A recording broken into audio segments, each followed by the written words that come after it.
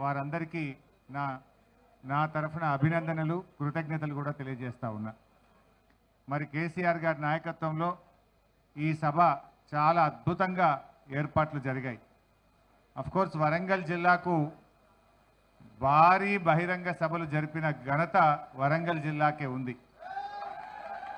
గతంలో మహాగర్జన పేరిట 20 సభ జరిపిన చరిత్ర కూడా వరంగల్ జిల్లాకే దక్కింది. సో అందువల్ల వరంగల్ జిల్లా నాయకత్వం మొదటి నుంచి కూడా అద్భుతమైనటువంటి సభలు సమావేశాలు జరిపారు. ఎప్పుడైనా బీఆర్ఎస్ పార్టీకి అతిపెద్ద సభలకు వరంగలే వేదిక అయింది.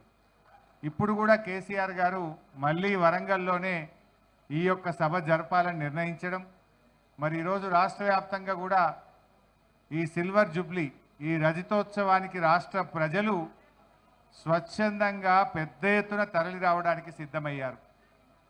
ఇప్పటికే చాలా జిల్లాల నుంచి పాదయాత్రన ప్రజలు ప్రారంభమై దారి మధ్యలో ఉన్నారు. ఎడ్ల బండ్ల మీద కొంతమంది చేరుకున్నారు, ఇంకా కొంతమంది చేరుకుంటా ఉన్నారు. కొంతమంది సైకిల్ యాత్ర మీద బయలుదేరారు.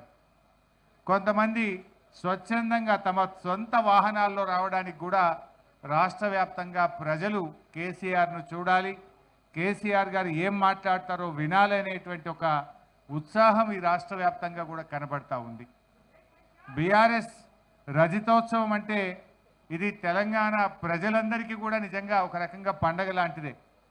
బీఆర్ఎస్ పార్టీ లేకపోతే ఇవాళ తెలంగాణ లేదు, తెలంగాణ లేకపోతే ఇవాళ ఇంత అభివృద్ధి మనం చూసేటువంటి వాళ్ళం కాదు.